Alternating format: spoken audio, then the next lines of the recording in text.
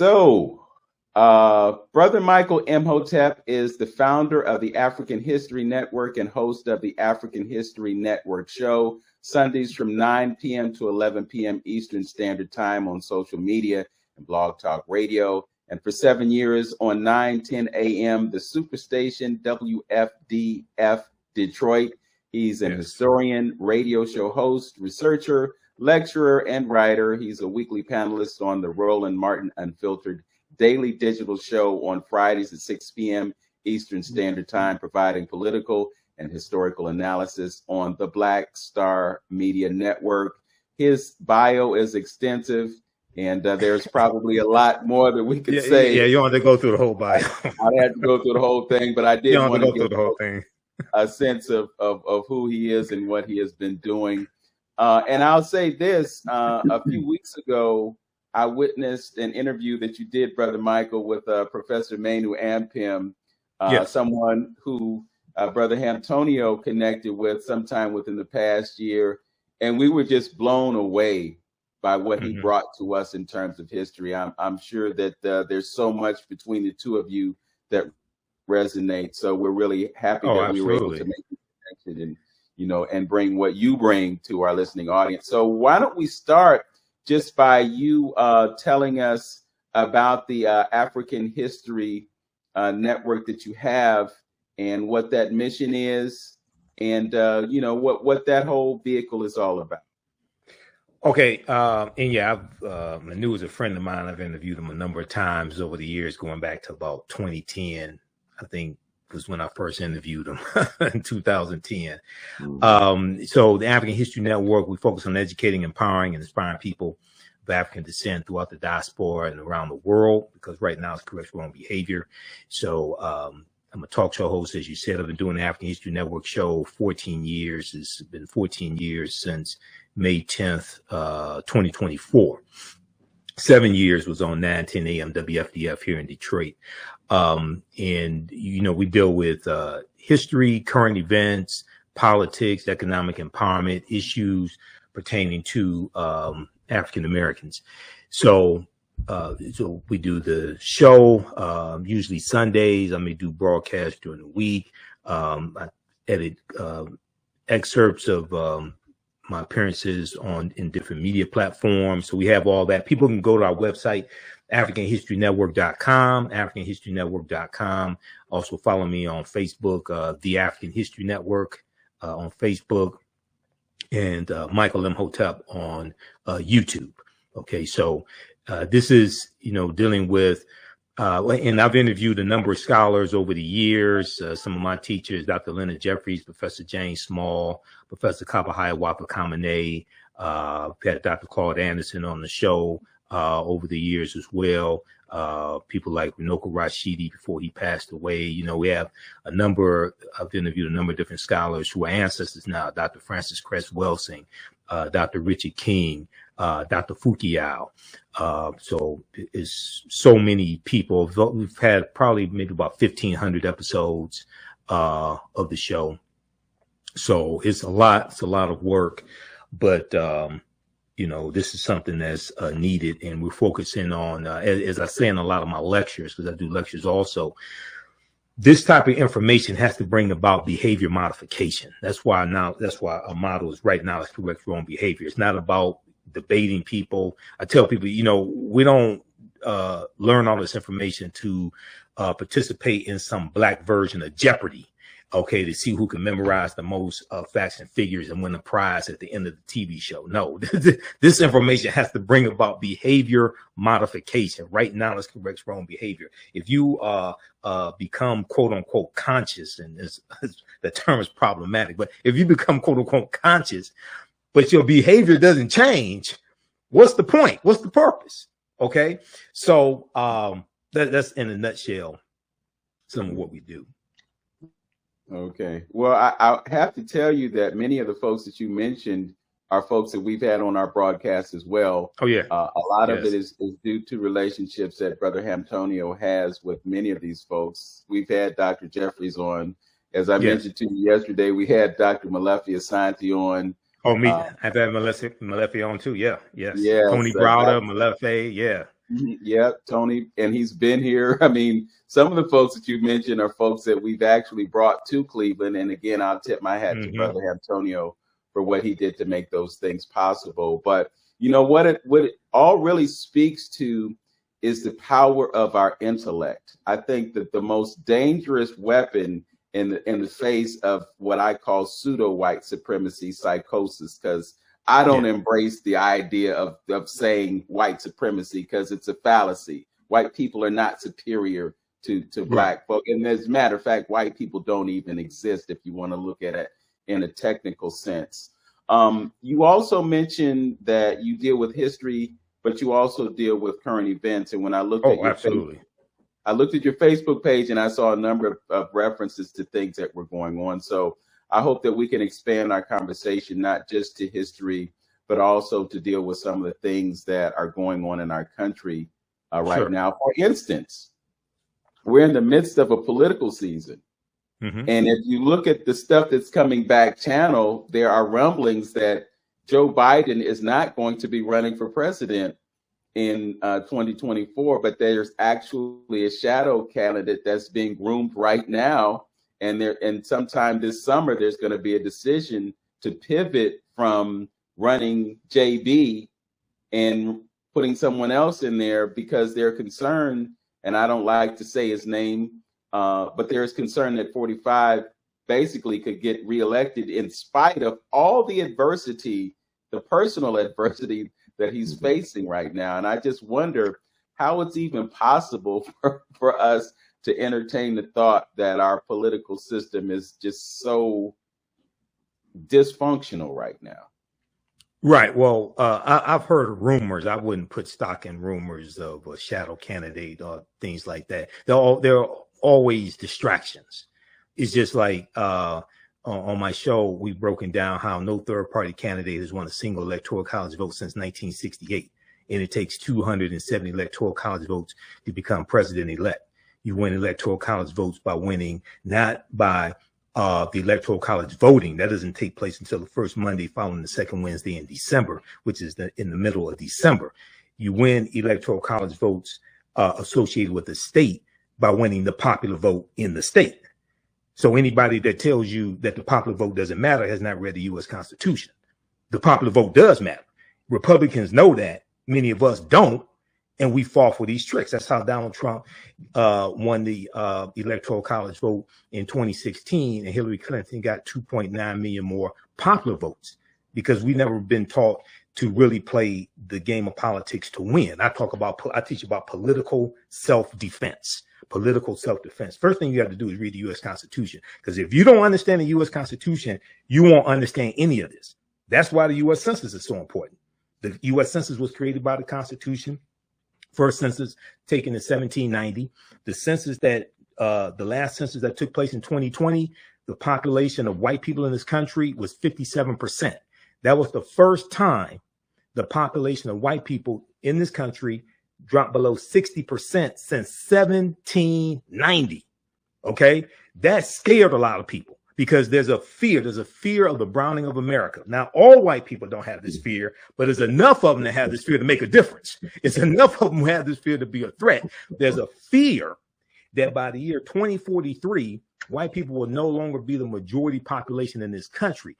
And you have media outlets like Fox News, like Newsmax, right-wing talk radio that prey on this fear, that feed them fear, okay, that drive them towards somebody like a Donald Trump. And in 2016, many white people saw Trump as the great white hope.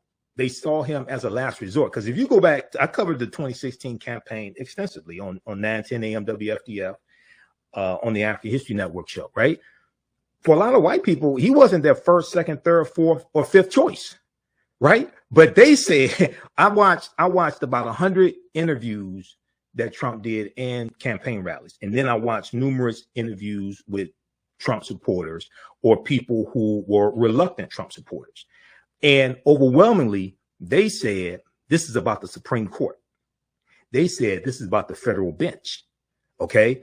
Well, for many of us, we haven't don't really understand that the president nominates Supreme Court justices, which are lifetime appointments, and the president nominates federal judges. Federal judges are confirmed by the U.S. Senate. So Donald Trump got 226 federal judges confirmed because Republicans took back control of the Senate in 2014, led by Mitch McConnell. McConnell and Republicans blocked 103 federal judge nominations that President Barack Obama made after 2014 and blocked Merrick Garland, who was Obama's nominee for the Supreme Court. So then when Trump becomes president, because we didn't understand how the Electoral College works, you have all these vacancies. So then, and lastly, and I'll turn it back over to you, but lastly, the nominations, that the names for the Supreme Court nominees and the federal judges were given to Trump largely from lists from the Heritage Foundation and the Federalist Society.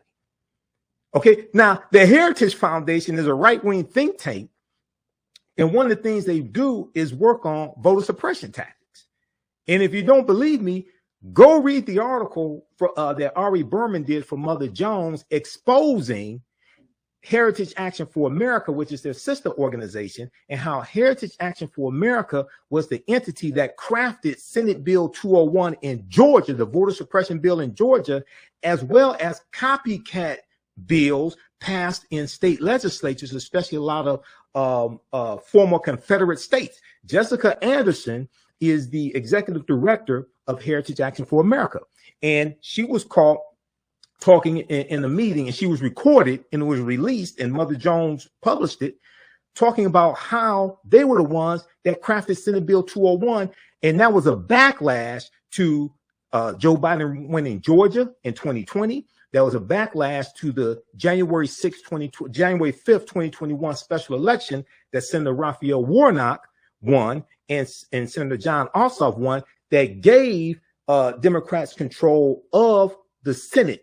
It was a 50-50 Senate, but they had control over the Senate. This was a backlash to all of this. So the reason why things are confusing now, and the momentum is shifting toward Biden-Harris right now, if you pay attention to the latest polls, and if you pay attention to what's taking place in the campaign, the momentum is shifting, but it's May, and most people don't pay attention to presidential campaigns really until after Labor Day. Okay. But the Biden-Harris campaign, they're not waiting till after Labor Day. This thing is steadily ramping up. They've opened over 150 campaign offices across the country in the last few months. So this thing is steadily wrapping up. But what we have to understand is history, economics, law, and politics. The acronym I use, HELP.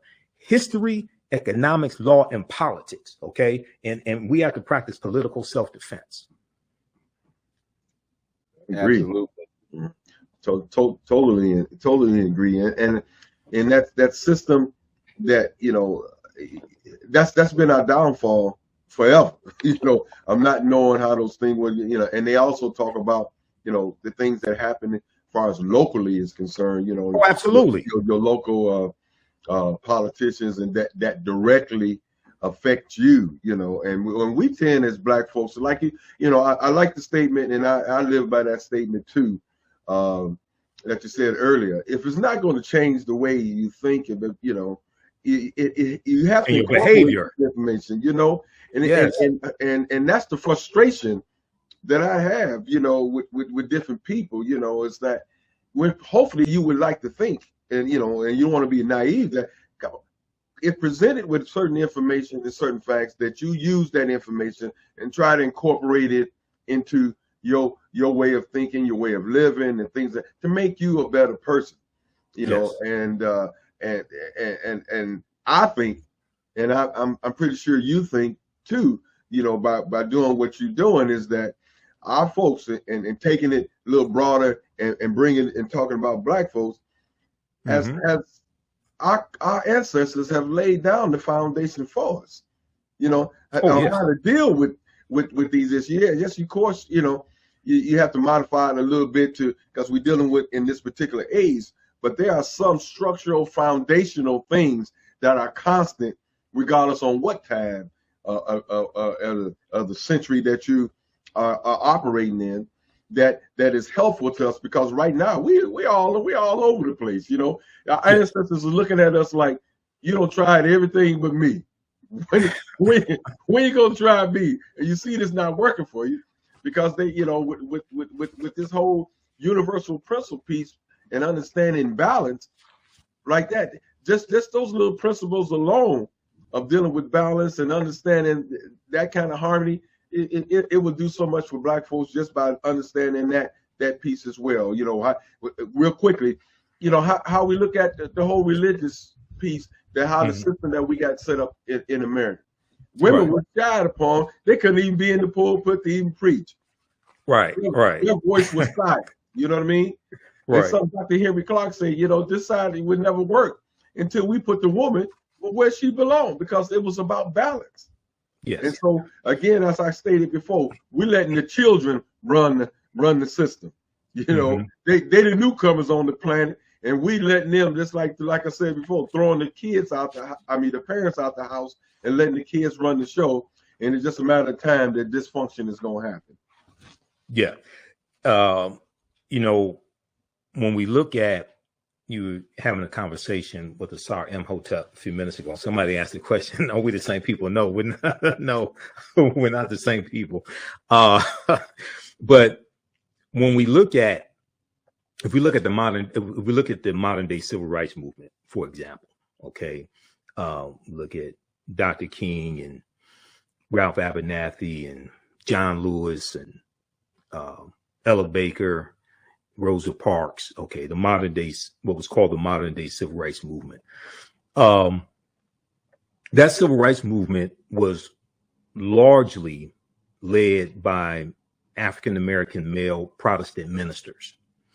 And many of them were misogynists, because you're dealing with a society that is misogynistic. You have white male patriarchy, and then that's infused into Christianity.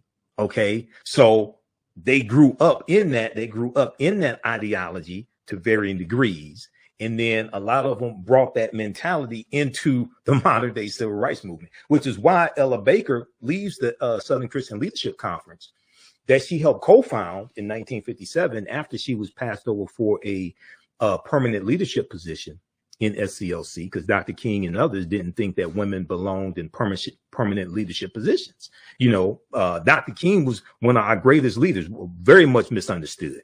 Brother Vince talked about Manu Ampem, and I've done interviews with Manu previously where we dealt with the distortion of Dr. King's legacy. That brother was a revolutionary. Okay. And toward the end of both Dr. King and Malcolm X's life, their ideologies were converging. You read Martin Malcolm and America, A Dream or a Nightmare by James H. Cone.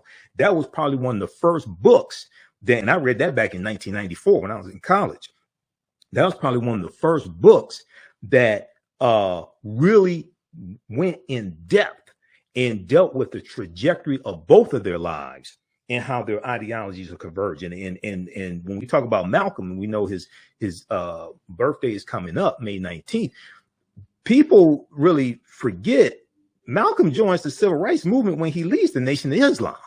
Yes, he had Organization of Afro-American Unity, but Malcolm goes to speak to SNCC.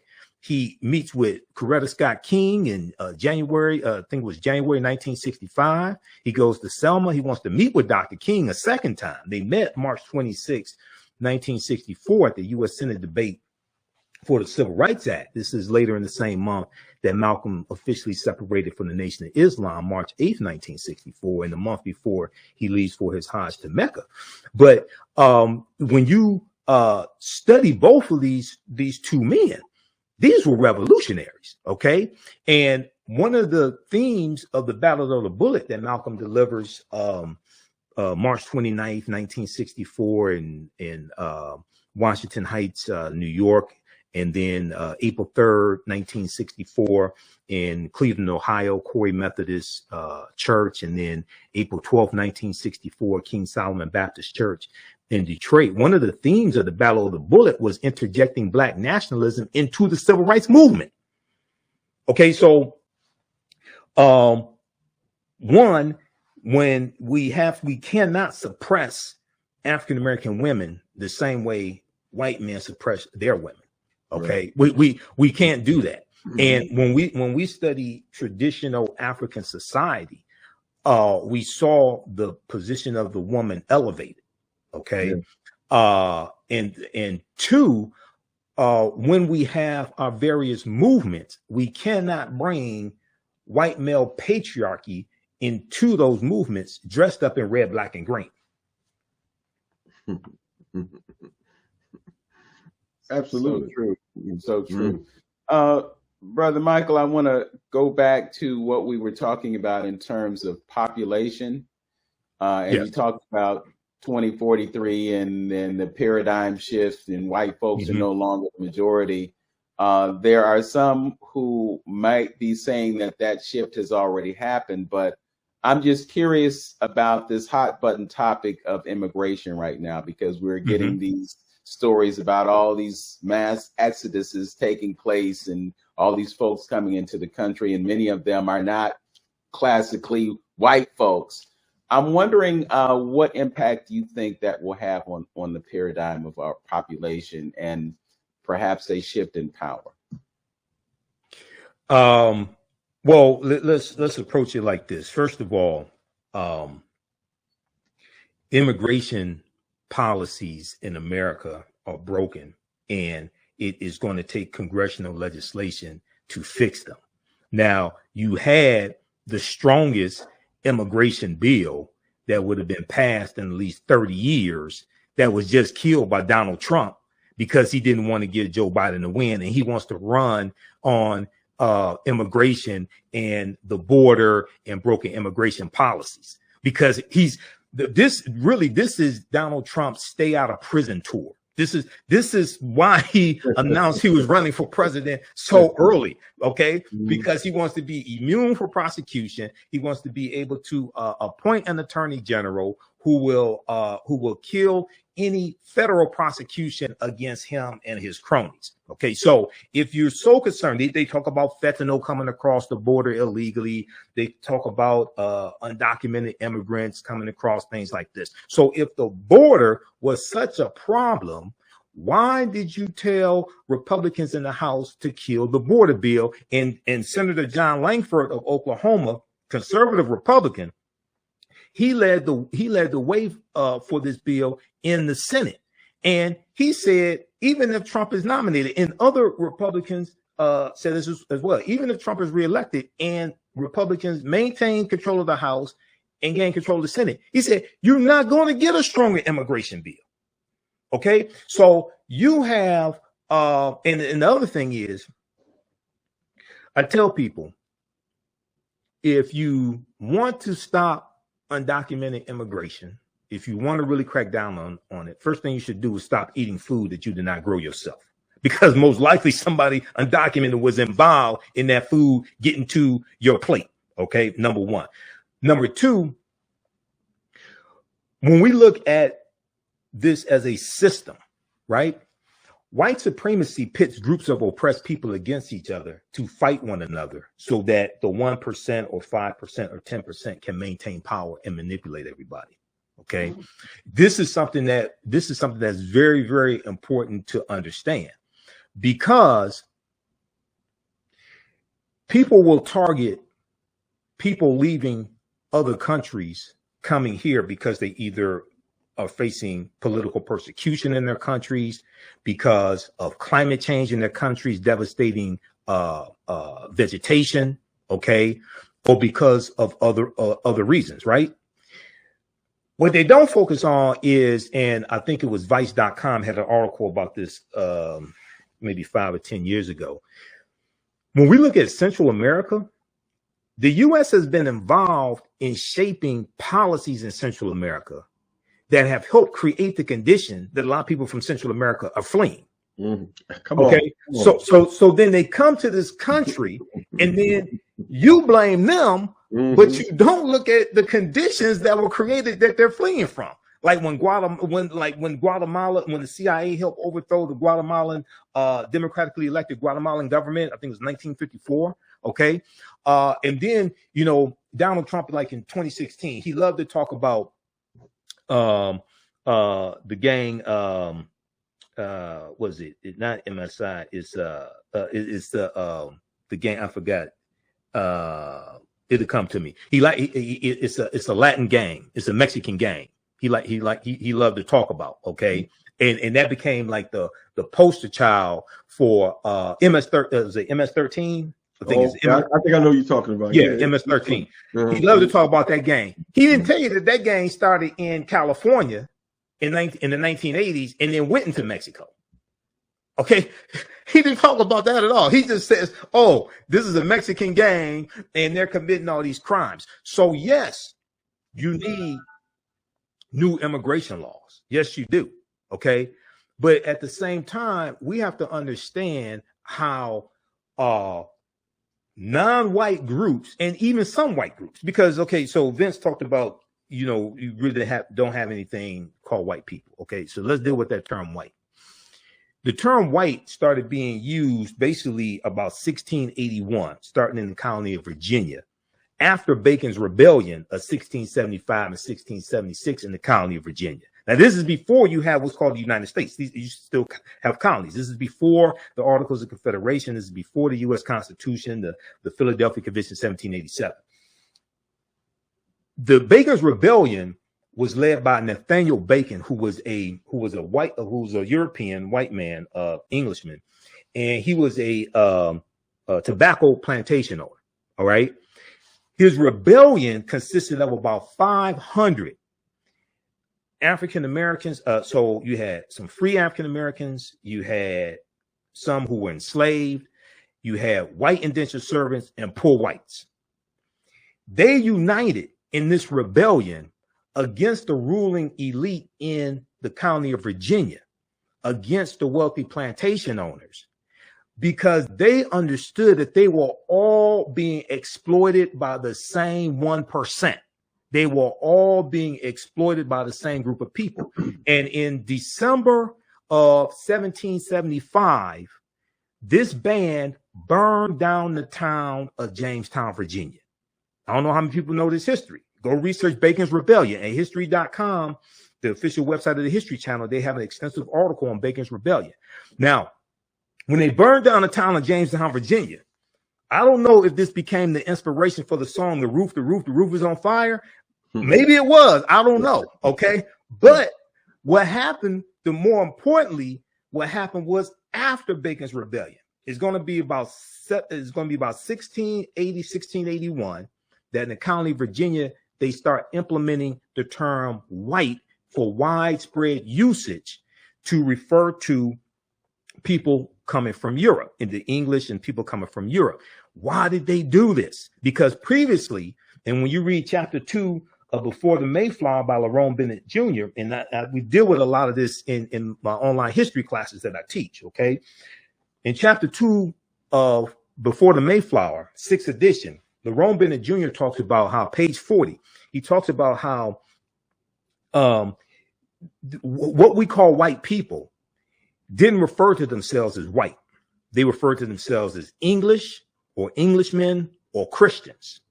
And he talks about how the terms for black people or African Americans at that time was we had the terms Moor, black or Moor, Neger, Neger, and Nagar, Negar. Okay. When you look at why the term white was implemented in the colony of Virginia, and then it's going to be adopted by other colonies as well, it was to break up the alliance between these non-white people who were ruling. It was to break up the alliance of free African people, enslaved African people, white indentured servants, and poor whites. Okay, so that the ruling elite could manipulate all of them. And what they did was they implemented chattel slavery, because it wasn't until about 1641 in the colony of Massachusetts that you had your first codified slave laws in the what we would call the 13 colonies. Okay, you had African people entering into some form of what we would call indentured servitude. They would serve 5 to 7 years and then be released. Chattel slavery in the 13 colonies didn't exist at this time. Okay, in the early 1600s. It's going to be after Bacon's Rebellion, right around 1681, that they start changing this to change the treatment of African people and to make a distinction between African people and especially poor white people who had an alliance, because they realized they were being both manipulated. So then they're going to institute chattel slavery. They're going to have harsher treatment for those identified as African, and they're going to use the term white to identify all of what we would call European people, to put all those people on team white, to make poor white people think they're on the same team as the wealthy plantation owners who are exploiting them. Right. To reduce their ability and desire to fight back. Okay, so and we're still dealing with this trick bag today, because you have poor white people voting for Trump, and he's never cared about poor white people. He's never cared about middle class white people. He's only cared about the wealthy. And he just had a campaign meeting with wealthy billionaires. And he's asking them for $1 billion, and he's telling them he's going to reverse Biden's climate change laws, his climate change policies. He's going to reverse all that. New York Times has an article about this. Okay, so people have to, I haven't followed any of this Drake Kendrick Lamar beef. I don't know what the hell they're talking about. Okay, but I can tell you what's going on with this. I can tell you what's going on with things that are going to have consequences for us. All right. If people want to follow entertainment, okay, that's fine. But I don't know what they're talking about. But I can tell you what's going on with this that's going to have a direct impact on our conditions. Come on, bro. Yes. This type of information, you can support the African History Network a few ways. Be sure to register for the online history classes that I teach on Saturdays. Ancient Kemet, the Moors, and the Ma'afa, understand the transatlantic slave trade, what they didn't teach you in school. Visit our website, AfricanHistoryNetwork.com, AfricanHistoryNetwork.com. We deal with thousands of years of history and what leads up to the transatlantic slave trade taking place. This is a 10-week class. We're doing more than 10 weeks this time around. Next classes are Saturday, May 4th, Saturday, May 11th, Saturday, May 18th, and Saturday, May 25th, 2024, 2 p.m. Eastern Standard Time. Click right here to register here for the class. The class is on sale $60, regularly $130. We do the sessions live. All the sessions are archived and recorded. You can go back and watch it any time. So a year from now, 2 years from now, you can still watch the entire course. We have the lesson plan here for the entire course also already laid out, so you can look at the content that we cover. We deal with 80 to 100 articles, and I put together this class. I've been teaching this class on and off since 2017. Okay, I've been studying history 34 years now. Do lectures across the country. Been hosting the African History Network show 14 years. But we look at there's over 200 slides that I put together, 80 to 100 articles that we'll go through and look at. The 15 books that we reference. You don't have to buy any of these books to follow along in class. I'll show you excerpts of the books on the screen usually. And we look at video clips of interviews I've done with historians like Professor James Small, Professor Kaba Kamene, Anthony Browder, who wrote Nile Valley Contributions to Civilization, which is one of the books we use in the class, Runoko Rashidi, who wrote Black Star, The African Presence in Early Europe, which is another book that we use in the class. Okay, so you can register for this. Its content is PG-13. You can use this information with your children as well. Visit our website, AfricanHistoryNetwork.com. AfricanHistoryNetwork.com. Okay, and we'll post the link here. The link's in the thread of this broadcast. And you can support us through PayPal and Cash App, $ the AHN show through Cash App, $ the AHN show through Cash App, and through PayPal, paypal.me /the AHN show. So we have the information right here on the website as well. This is our official Cash App account, $ the AHN show, SHOW. When you go to it, it'll say Michael and show my picture there. These are fake African History Network Cash App accounts here that have been stealing money from us. There are a few other ones out there I've identified. I'm still trying to get them shut down. You can click right here on our link and it shows our QR code, okay, for Cash App. This helps us stay on the air, keep doing the research, pay some of the bills, etc. Upgrade equipment, take care of what needs to be done. Absolutely. You know, one second, Vince. I was when you said a couple of things, and I mirror a lot of that what you said, and I try to talk to people about this whole immigration piece. I'm just gonna step back on that real quick about people coming over here, and I don't even know why black folks even taking on a charge, or even talking about immigration like it affects them. You know, because a lot of the jobs that they do, and we, you know, like you said, we're not out there trying to do it anyway. But the question I want to ask, and we tend not to pay attention to directly and indirectly, our involvement in these particular countries that are causing them to flee. See, we never think about, you know, see, we sitting here in the belly of the beast, and not really recognizing these tentacles that are out there manipulating everything. That's why, you know, Vince brings it up all the time, talking about BRICS. The reason you got a BRICS is that they've been weaponizing the dollar, and folks tired of getting their behind beat with the weaponization of the dollar. So they're looking at another alternative, and this is why. So the question I want to ask, and what people should look at, would these people leave their country and come here if we wasn't involved in some of the dirty dealings that we're dealing with in their country that's causing them to flee? Because I truly believe a lot of them wouldn't want to give up their homes. They would want to stay in their culture, to stay in their way of life of doing things. Because when you want to look at it, all they're doing is come for economic reason, because there's really nothing culturally and spiritually that's in this country that would drive them away from their culture to want to come here. If their conditions, the question I would ask, if their conditions was okay, if they was living okay in there, nobody was bothering them, would they leave their country to come to here? That's the question. Well, when we look at, and I'm posting some articles here, hopefully you can share them, because I'm posting articles to back up what I'm saying. One, they're looking for better ways of life. It's not just economic. It's partly economic, but also many of them are fleeing various types of political violence, rapes, murders, things like this. Also, you have some that are victims of political persecution. So they're coming here because you have, you know, more freedom of speech.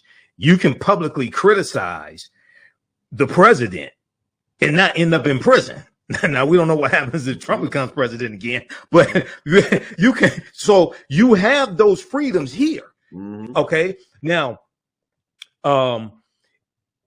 also, to give you an example here, a lot of people don't know this. Starting with the Herbert Hoover administration. Herbert Hoover wins the presidency in 1928. Okay, he serves one term, mishandles the Great Depression, and and Franklin Delano Roosevelt is elected in the 1932 presidential election. There were about 1.6 million Mexicans who were deported by the U.S. back to Mexico, starting with Herbert Hoover, and starting in the Great Depression. The Great Depression begins 1929, stock market crash of October 1929. And the government was saying that these Mexicans were taking jobs away from white people in the country. Okay. About 60% of the people they deported were born here legally, were actual U.S. citizens, but they got lumped into this. And when we look at the analysis post that event happening, because it starts with Herbert Hoover, it's going to continue with President Roosevelt. Okay. when you look at the analysis decades later, they talk about how, okay, they didn't take it to the account that they were actually contributing to the GDP. Those Mexicans that you deported were actually producing services, producing goods. They were actually contributing to the GDP, which created jobs. But they just focused on falsely, oh, they're here, so they're taking jobs from white people. Okay. Now, this is taking place in the 1930s and going into the 1940s. And this was the sentiment. All right. But and they overlooked the fact that about 60% of people they were deporting were here legally. Okay. So it's and that whole term, being that you had like 2.6 billion acres of land largely stolen from Native Americans and African people as well, because one of the people I've interviewed on my show numerous times, probably 12, 13 times, was Dr. David Imhotep before he passed away in 2023. And he was a friend of mine, and we did lectures together here in Detroit. We did a couple of lectures together, but he was the author of The First Americans Were Africans, Documented Evidence. The First Americans Were Africans, Documented Evidence. He deals with the African presence in this country going back at least 51,700 years before. These would be the Khoisan, and this was before Native Americans even came into existence. So understanding the history of the Louisiana Purchase and the U.S. getting 828,000 square miles of land from France, and France stole the land from Native Americans and Africans who were here, things like this. So when I hear, you know, white people start calling somebody illegal, I'm like, dude, you really don't want to have this conversation. Okay. You really don't want to get into this history. Okay. Then California, Arizona, New Mexico, Colorado, Utah, Nevada, all that was part of Mexico. The reason why the U.S. gets that land is because of the Treaty of Guadalupe Hidalgo of 1848, which is what ends the Mexican-American War. And the U.S. pays, I think it's something like $15 million for that land, but it's part of the treaty that ends the Mexican-American War. Mm-hmm. But the Mexican-American War was triggered basically over a border dispute, a land dispute, and the U.S. really wanted to take over the entire North American continent. The U.S. wanted to expand, okay? And they really wanted to take over the entire North American continent. So it's like, you really got to be careful when you start calling people illegal. And then Florida was part of Spain. That was all conquered by Spain. Florida was conquered by Spain. Juan Ponce de Leon, 1513. Mexico was ruled by Spain for something like 300 years, right? All part of that European exploration coming out of the Dark Ages. So, yeah, you really want to be careful with that. And if you want to crack down on undocumented immigrants, crack down on corporations hiring. Mm-hmm. If you want to crack down on undocumented immigrants, crack down on corporations hiring. And the first place you should look at is Donald Trump's golf courses and his hotels and things like that. Because he got busted because he was hiring undocumented. He had undocumented immigrants there working. That came out a few years ago. Mm-hmm. That's true. Yeah. Mm-hmm. Brother Michael, you mentioned Malcolm X and his birthday coming up on the 19th. We also spoke a bit about Martin Luther King and the revolutionary aspect of them. I'm also thinking about Carter G. Woodson. And I absolutely. Yeah, and this is partly relevant because of our brother Lynn here, who was involved with the ASLAALH, the Association for the Study of African American Life History. Yeah. Yeah. A few months ago, I was privy to a conversation about Carter G. Woodson and his affinity to African history. And I just wanted to have this conversation and have Lynn present for the conversation, because there is conversation about the pushback on African history and the focus on Black history and the disassociation of that affinity to African history within Asala. Part of the conversation was how at a certain point we should probably pivot from just Black history and embrace the idea of African history. And I was just wondering what your thoughts were about that. It seems as though when we celebrate Black History Month here in America, we focus exclusively on Black history and we don't expand it when the two are connected. Right. They're intertwined. They're in deal with each other, and we need to have a greater perspective and a broadened perspective because of our relationship to Africa. Right. So part of that conversation, that was part of the conversation I had with Professor Manu and Pim when I interviewed him. I think that was in April of this year, 2024. People can watch that full interview on my YouTube channel, Michael Imhotep, IMHOTEP, or on my Facebook fan page, the African History Network. So, yeah. So Dr. Carter G. Woodson talked about African Heritage Month. Okay. And really, this was part of the conversation I had with Manu and Pim. That was that would be the next, that would be the expansion of the celebration of what started out as Negro History Week to African Heritage Month, with the focus on Africa and African history. So if we look at the creation of what started out as Negro History Week, the second week in February 1926, Dr. Carter G. Woodson and Asala creates this back at the time of the Association for the Study of Negro Life and History. Okay, Dr. Woodson was an educator. He had a PhD in American history from Harvard. He taught at a high school, but he also taught at the college level as well. He taught at Howard University for 1 year. Okay, and he understood, because he was an educator, he understood that African Americans knew basically nothing about their history. So Negro History Week was never designed to be the only time of the year that we study our history.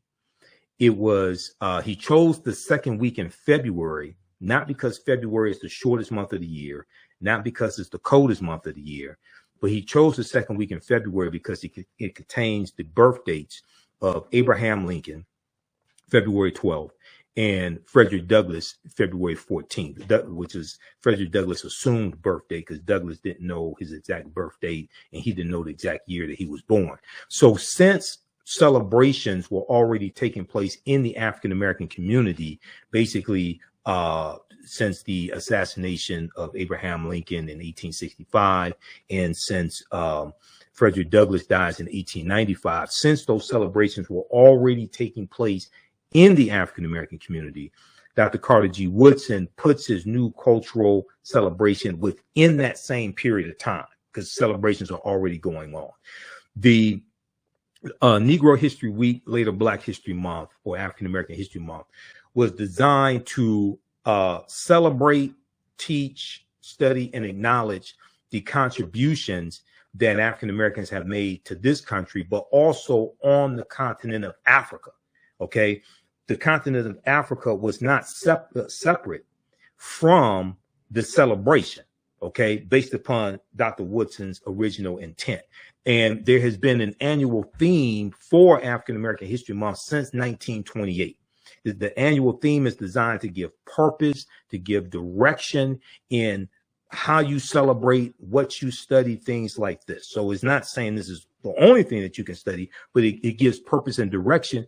And the annual theme is also supposed to be timely to what is taking place in society, what's taking place in the country. So just to give you a quick example, the annual theme for 1928 was Civilization, a World Achievement. 1933, Ethiopia meets Era and Truth. Ethiopia meets Era and Truth. 1935, the Negro Achievements in Africa. The Negro Achievements in Africa. 1936, African Background Outlined. 1960, now he dies in 1950, okay? 1960, Strengthening America Through Education in Negro History and African Culture. 1971, African Civilization and Culture, a Worthy Historical Background. So Dr. Woodson did extensive research on Africa, African history. He wrote his last 3 articles. He wrote with dealing with Egypt, as Professor Manu Ampem talked about. He talked about how Kush and Ethiopia were the precursors to Egypt. These are the mothers and grandmothers of Egypt. So he's steeped in this history. The criticism Professor Manu Ampem had of Asala today is that Asala largely embraces the African-American history, largely to the exclusion of the African history. And what Woodson is saying is that you have to study all of this together. Okay, you can't just separate African-American history from African history, as well as in African history connects you to the history of African people throughout the diaspora.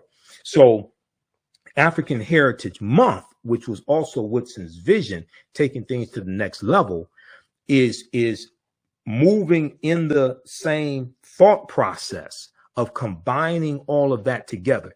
And one of the biggest problems I have with the way Black History Month or African American History Month is celebrated across the country. It should be celebrated. It should be, we should have celebrations. We should recognize it and participate in it.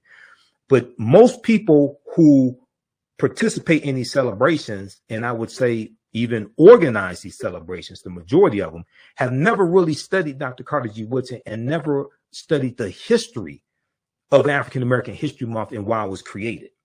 So, so we get into, I oftentimes talk about how we don't have to keep recycling the same 15 to 20 sanitized Negroes every year, every February, because largely that's what happens. Or we get into these things that are like really superfluous, don't have substance, and people don't understand that African American History Month can be a very powerful tool to educate our people, but also educate America on history and the accomplishments, what African people have contributed to this country, but also to the world. So we're not using it as a powerful tool to educate and liberate. Okay, it becomes just a celebration. It becomes something, to do because it's February. If we don't do it, people are going to say we're not Black. So we're going to have some type of celebration. Okay.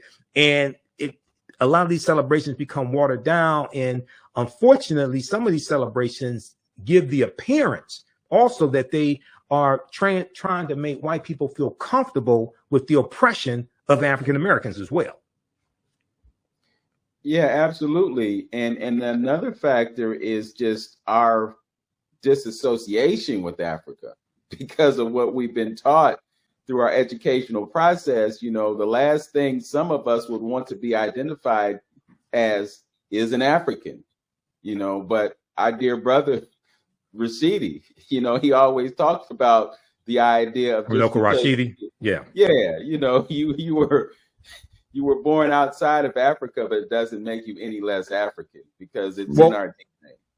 Well, but you have white people running to Egypt. You had going back to the 1800s, you had European archaeologists claiming Egypt for themselves, claiming Nubia for themselves. When Napoleon conquers Egypt in 1798, Napoleon Bonaparte. You have the discovery of King Tutankhamun's tomb, 1922. So Europeans are constantly running to Africa. They're constantly running to Egypt, claiming Egypt for themselves, claiming Nubia for themselves. When you look at Carthage, Hannibal Barca, the Carthaginians, that's in the area that today is Tunisia, North Africa. They claim that Hannibal was white. They claimed Hannibal was white. Okay, when you look at Emperor Menelik II, the Battle of Adwa, 1896, defeating the Italians. The Italians got their behinds kicked so badly by the Ethiopians. The Italians told the world that the Ethiopians were white because they didn't want people to know that this Black nation defeated them. So you have, and then when we look at mythology, right? Coming out of the Dark Ages, coming out of the 1300s, going into the 1400s, European exploration, the start of the transatlantic slave trade, 1441, with the Portuguese going into the 1500s. As Europe starts to rebuild itself, okay, Europe was hit with civil war, famine, poverty, things like this. The bubonic plague hits in 1347, hits in spurts from 1347 to 1400. Europe loses estimates of somewhere between 25 to 75 million people, right? As Europe starts to rebuild itself, conquer people's lands, go into the Caribbean, set up plantations and start to rebuild itself, one of the things that they do is reinterpret image. Okay, so the Black Madonna and Child that Runoko Rashidi talks about a lot, and he talks about in his book, Black Star, the African Presence in Europe, which deals with the African presence in early Europe.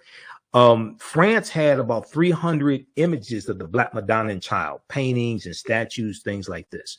And this is even before the presence of the Black Madonna and Child goes back to Asar, Aset, and Heru, who the Greeks called Osiris, Isis, and Horus. Even before the Moors go into the Iberian Peninsula, today known as Spain and Portugal, in 711 AD, and take the teachings from the Nile Valley region of Africa all throughout Europe. This is even before that. They have these images of what we today call a Black Madonna and Child. As Europeans start gaining power and rebuilding these European nations, you start having a rise in the dominance of the European phenotype. So they start reinterpreting image. So in the early 1600s, Michelangelo paints the Sistine Chapel, and he uses his aunt and uncle as the model for Adam and Eve, and they're white. God is white. The angels are white. When you look at Greek mythology, Zeus, who was the king of the gods, Zeus was said to be from Ethiopia originally, but Zeus gets reinterpreted as a European. Hercules was black. Hercules gets reinterpreted as a European. So one of the things that they do with when you had a rise in these European powers is to reinterpret image. And then when you have European archaeology going in and making these discoveries in Egypt and Nubia, things like that, then they're going to say that these were brown-skinned Caucasians or something like that, but they wanted to totally separate Egypt from Africa and say, oh no, these are not black Africans because you enslaved black Africans. These are not them. This is something else. And they played the same trick with Nubia. Okay. They were saying, they tried to claim Nubia for themselves and say that these were some type of Caucasians or brown skinned Caucasians or something like that. But these weren't sub-Saharan Africans. These weren't black Negroes like the ones that we had enslaved for hundreds of years. This was something totally different. And what they do is they have to, in various ways, de-Africanize something to then elevate the value and importance of it so they can claim it for themselves. Now, if you like this type of information, you can support the African History Network a few ways. Be sure to register for the online history classes that I teach on Saturdays. Ancient Kemet, the Moors, and the Ma'afa, Understand the Transatlantic Slave Trade, what they didn't teach you in school. Visit our website, AfricanHistoryNetwork.com, AfricanHistoryNetwork.com. We do thousands of years of history and what leads up to the transatlantic slave trade taking place. This is a 10-week class. We're doing more than 10 weeks this time around. Next classes are Saturday, May 4th, Saturday, May 11th, Saturday, May 18th, and Saturday, May 25th, 2024, 2 p.m. Eastern Standard Time. Click right here to register here for the class. The class is on sale $60, regularly $130. We do the sessions live. All the sessions are archived and recorded. You can go back and watch it any time. So a year from now, 2 years from now, you can still watch the entire course. We have the lesson plan here for the entire course also already laid out, so you can look at the content that we cover.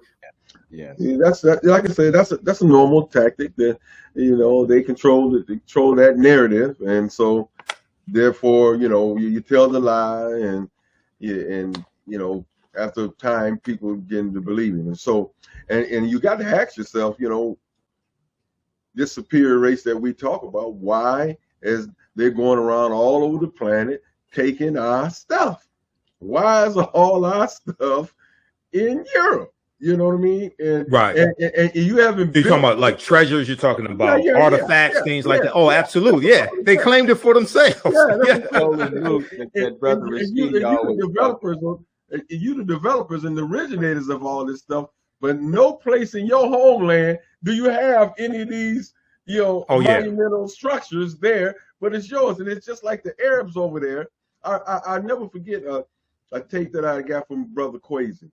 And he showed, and I think Brother Pim talks about it as well, that the Arabs over there chipping the hieroglyphics off and selling them. And if that is sacred to you and that's your stuff, you're not going to defame it and do the things that you do to it. You know what I mean? Right. If it's your stuff.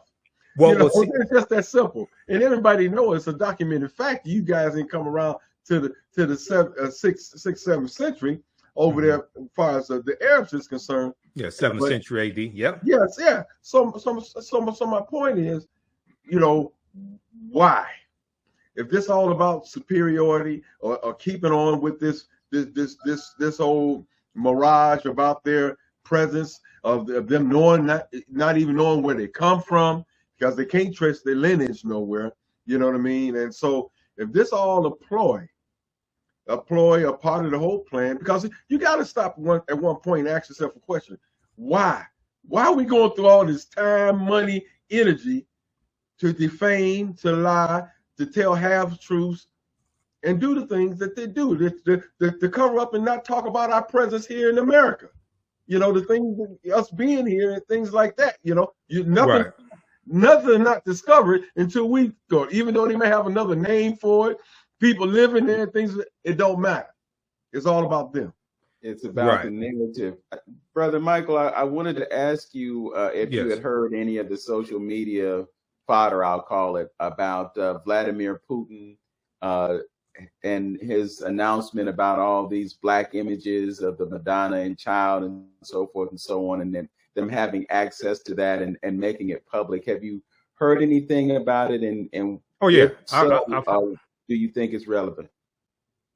I've heard about it, and that has been in Europe for hundreds of years. It's all throughout Europe for hundreds of years. That's not something new.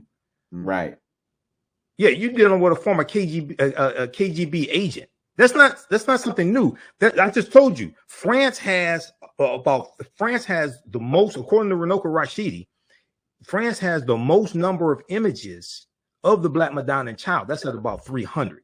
Okay, and that's in his book, Black Started African Presence in Early Europe. And what Runoko did was he traveled around the world and he took pictures to document this. So he has the pictures in his book, and I have his book here somewhere in the office because that's one of the books I use in my class. So I'm going to find that. But that people that study this history already know that stuff is in Russia. He's not telling us something that we don't know. The people that don't study this history and are amazed by it, and they're the ones impressed. I'm like, and that stuff's been there for hundreds of years. We know this, okay? And this deals with how what one of my teachers, Professor James Small, talks about how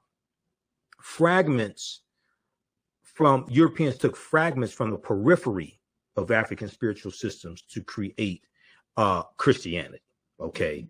And so when you look at, you read Christianity Before Christ by Dr. John G. Jackson. Okay.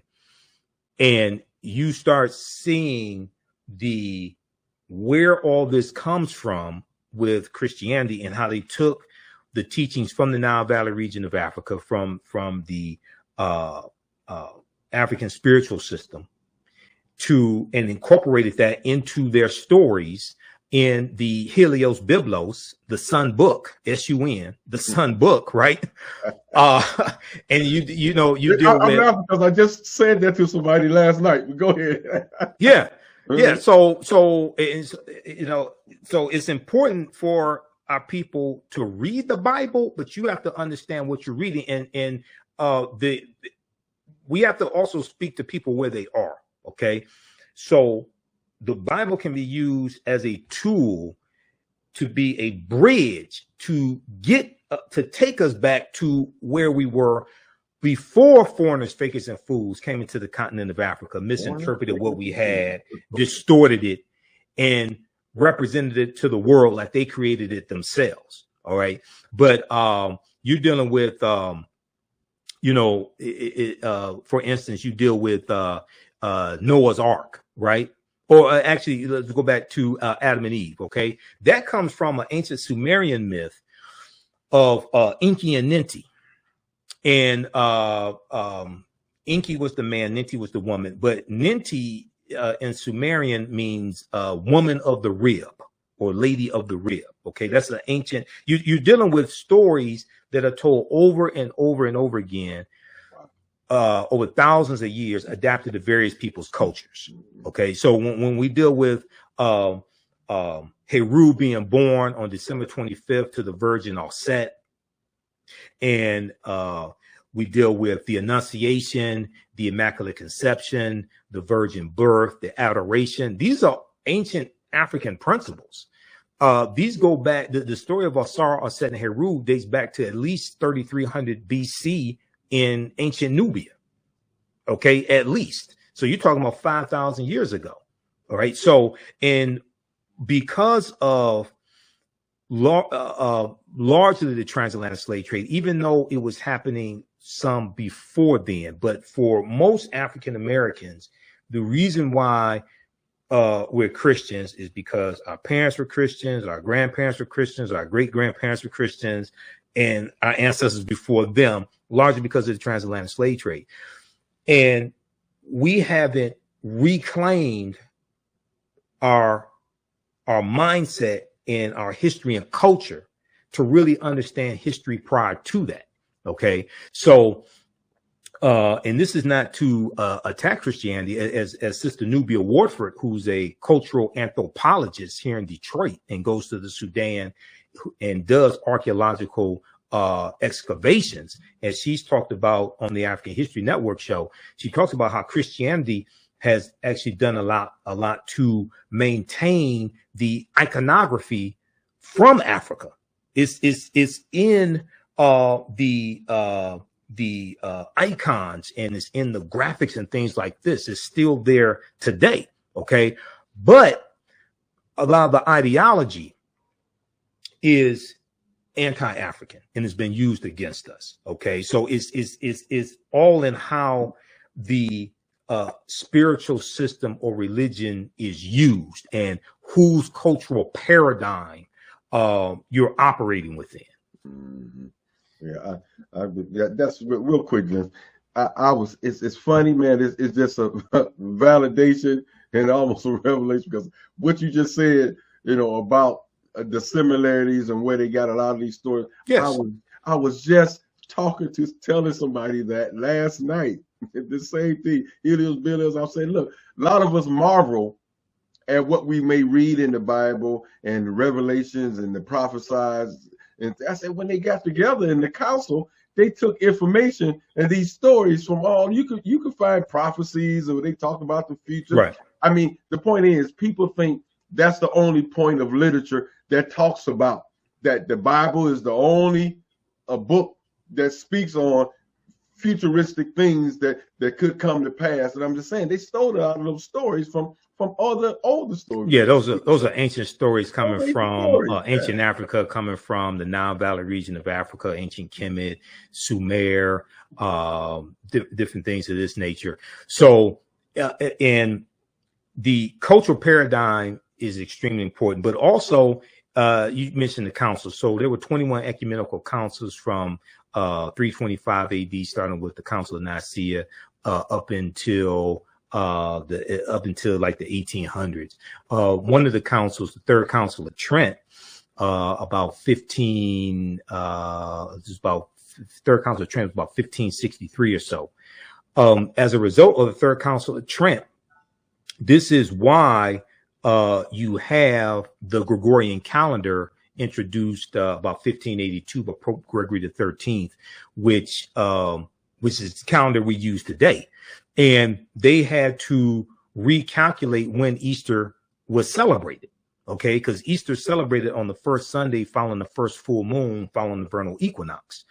So Easter is a movable feast because it's based upon astronomy. Okay, now Christmas is based upon astronomy as well. It's based upon the movement of the sun entering into its lowest point, entering into the winter solstice, its lowest point around December 20th, December 21st, and then from December 22nd, 23rd, 24th, it appears the sun stands still. The sun does not move. And solstice actually means sun stands still when you look at the etymology of the word solstice. Then on December 25th, the sun moves 1 degree northward. And December 25th marks a increase in the amount of sunlight each day, the duration of the duration of the amount of sunlight. So starting on December 25th, the days start getting longer again. So in ancient times, December 25th was looked at as the birth date of the Son of God, or the Son, the S-U-N, not the S-O-N. Okay, so all this gets incorporated into these celebrations. It gets incorporated into Christianity, and Christ is a title, not a name. Christ coming from the Greek Christos, which means anointed or anointed one, which comes from Karest, which is in the ancient Middle Nether language, Ka, meaning spirit, rest meaning to rise, Karest meaning the rising of the spirit. So all this comes from us. Mm-hmm. Okay, but we have to remember, we have to take back our minds, reclaim our history and culture, and see where all this comes from. Yes, agree. I'm so glad that you put it within the perspective of Kemet, because, you know, when we look back at that original prototype of Asar, Aset, and Heru, you know, it's not uncommon to hear people talking about Osiris, Isis, and Horus. And I kind of well, that's what the Greeks call them. Right. That's exactly what the Greeks call them. Yeah, but they worship them too. And a lot of the Greek deities were influenced by deities coming from ancient Kemet.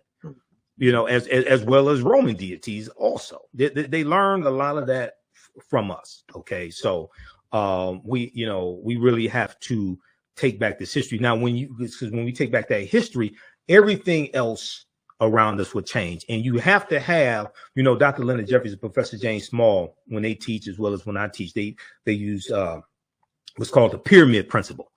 And I've modified it a little bit. So the foundation is African history and culture. African history and culture gives us our values, our interests, and our principles. This gives us a cultural paradigm that we see reality through. Okay, it gives us our history and culture, gives us our self-esteem, our self-development, our self-worth.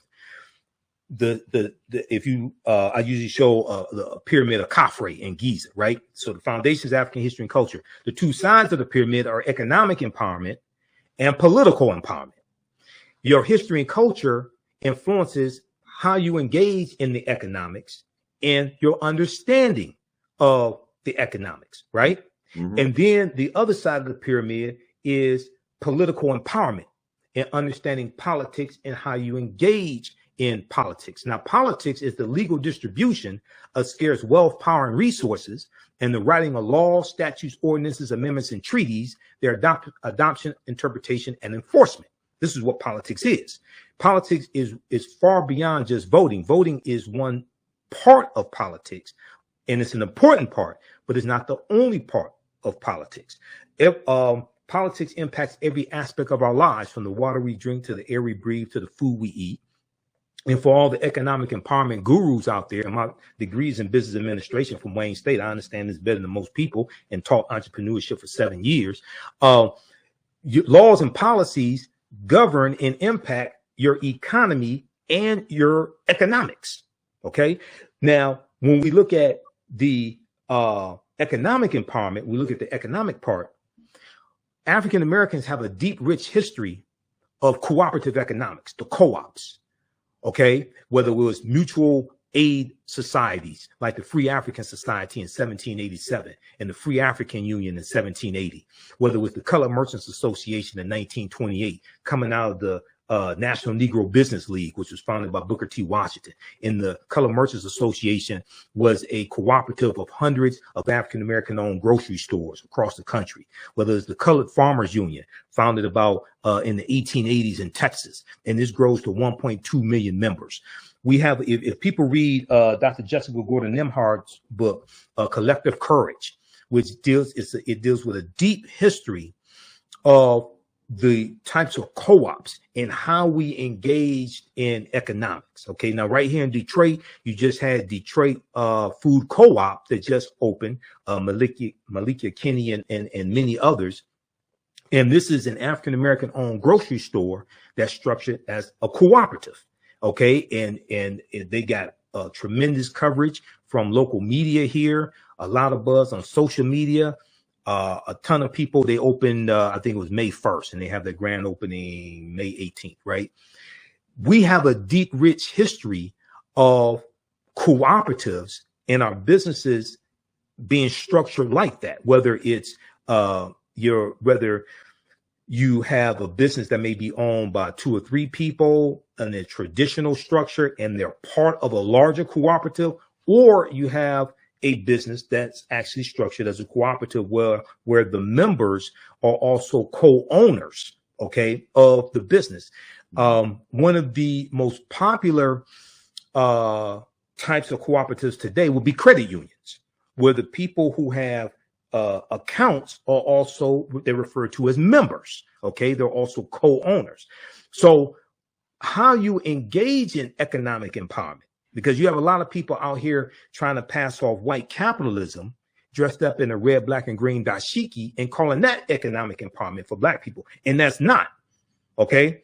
Now you can learn some valuable things about marketing and accounting and different things like that. Right. But when we actually deal with how we did this, William Washington Brown and the True Reformers in 1881, when we actually study how we actually did that, it was through the cooperative system, largely. Yeah, that whole piece, reminds me, and I mean, it's just funny, like you said. And that's something Dr. Leonard Jesse always said: take whatever you got and Africanize it. He always talks about that and mentions that, Africanize it.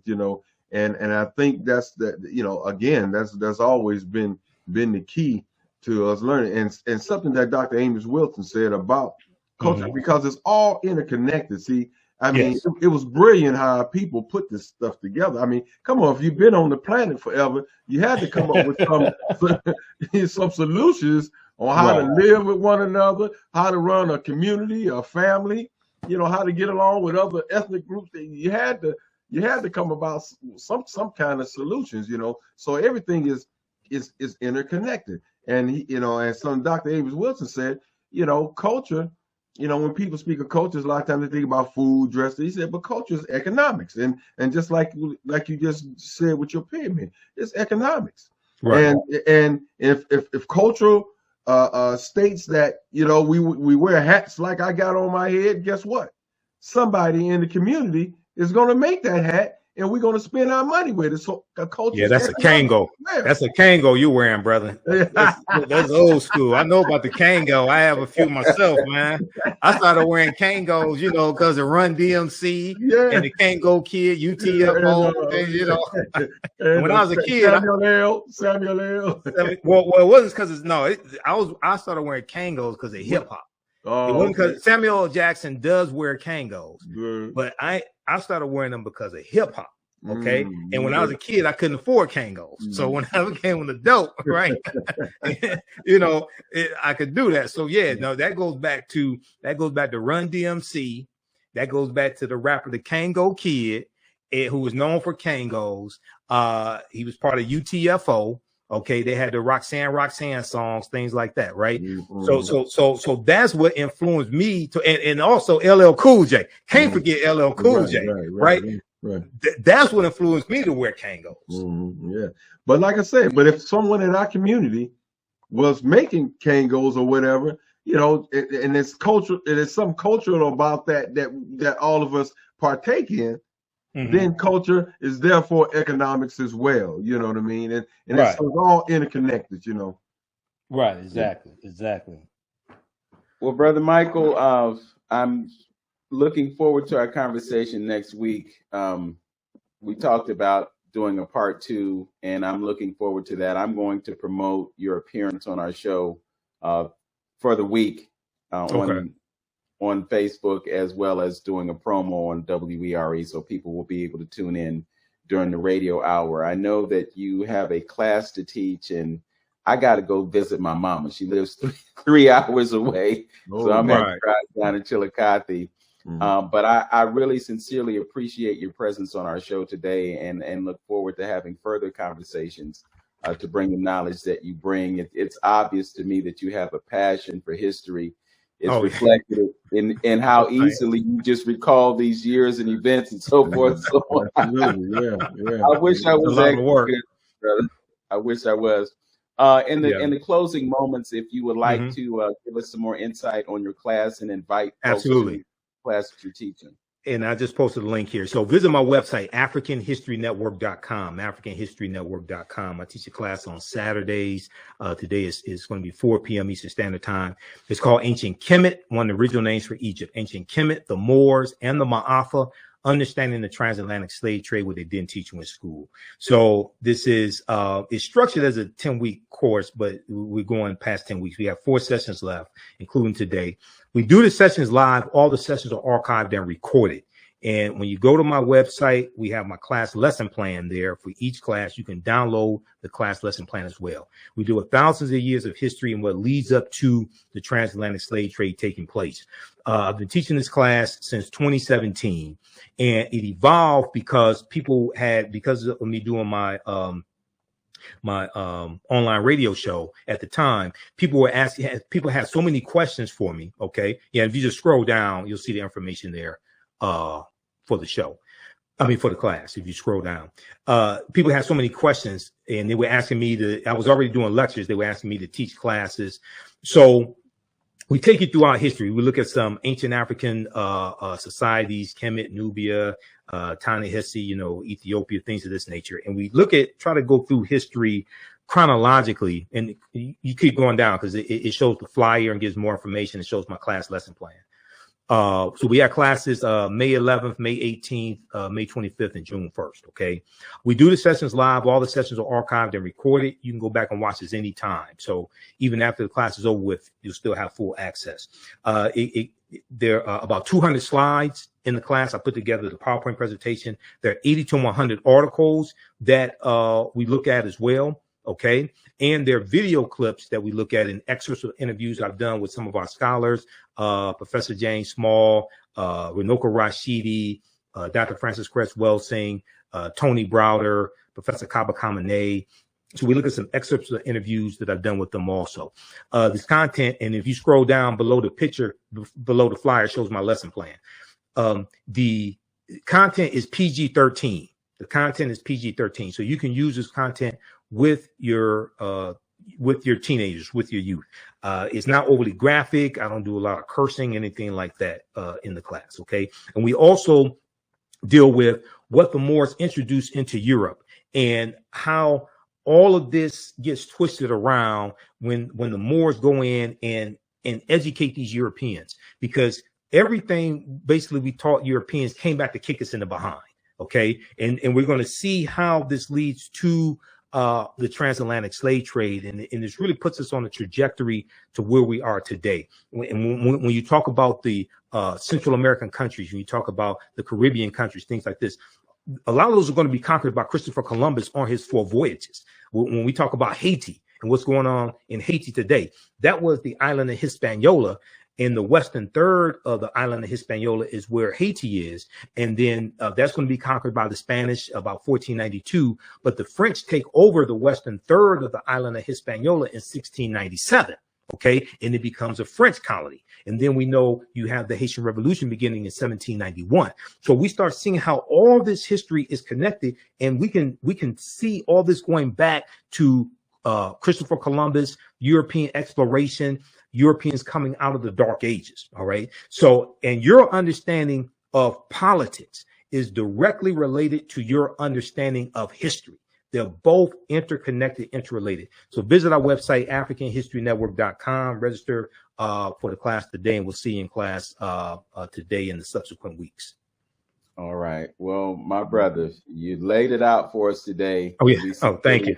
Thank you being here. And I don't know. I'm ecstatic. You know, I and Lynn as well. We always talk about the importance of history and knowing who we are, because you gain your power from self-knowledge, and Yes. they've done everything that they could to take our knowledge of ourselves away from us and prevent us from being effective in obtaining freedom. You know, the freedom starts here. So this is where the battle is taking place right now. It's a battle for our mind space. What Yes. we have to do is arm ourselves with knowledge, and from that we will derive the wisdom that it takes to be successful in life. Thank you for joining us on 360 Info Network. Thanks for having me. And we'll look forward to our conversation next Saturday. All right. Thank you, brothers. All right. Peace. All right. And as always, know yourself, love yourself, and be yourself. Make today your absolute best day. Peace, everyone. Peace. Peace. If you like this type of information, you can support the African History Network a few ways. Be sure to register for the online history classes that I teach on Saturdays. Ancient Kemet, the Moors, and the Ma'afa, Understand the Transatlantic Slave Trade, what they didn't teach you in school. Visit our website, AfricanHistoryNetwork.com, AfricanHistoryNetwork.com. We deal with thousands of years of history and what leads up to the transatlantic slave trade taking place. This is a 10-week class. We're doing more than 2 weeks this time around. Next classes are Saturday, May 4th, Saturday, May 11th, Saturday, May 18th, and Saturday, May 25th, 2024, 2 p.m. Eastern Standard Time. Click right here to register here for the class. The class is on sale $60, regularly $130. We do the sessions live. All the sessions are archived and recorded. You can go back and watch it any time. So a year from now, 2 years from now, you can still watch the entire course. We have the lesson plan here for the entire course also already laid out, so you can look at the content that we cover. We deal with 80 to 100 articles, and I put together this class. I've been teaching this class on and off since 2017. Okay, I've been studying history 34 years now. Do lectures across the country. Been hosting the African History Network show 14 years. But we look at there's over 200 slides that I put together, 80 to 100 articles that we'll go through and look at. The 15 books that we reference. You don't have to buy any of these books to follow along in class. I'll show you excerpts of the books on the screen usually. And we look at video clips of interviews I've done with historians like Professor James Small, Professor Kaba Kamene, Anthony Browder, who wrote Nile Valley Contributions to Civilization, which is one of the books we use in the class. Runoko Rashidi, who wrote Black Star, The African Presence in Early Europe, which is another book that we use in the class. Okay, so you can register for this. This content is PG-13. You can use this information with your children as well. Visit our website, AfricanHistoryNetwork.com. AfricanHistoryNetwork.com. Okay, and we'll post the link here. The link's in the thread of this broadcast. And you can support us through PayPal and Cash App, $ the AHN show through Cash App, $ the AHN show through Cash App, and through PayPal, paypal.me/the AHN show. So we have the information right here on the website as well. This is our official Cash App account, $ the AHN show, SHOW. When you go to it, it'll say Michael and show my picture there. These are fake African History Network Cash App accounts here that have been stealing money from us. There are a few other ones out there I've identified. I'm still trying to get them shut down. You can click right here on our link and it shows our QR code, okay, for Cash App. This helps us stay on the air, keep doing the research, pay some of the bills, etc. Upgrade equipment.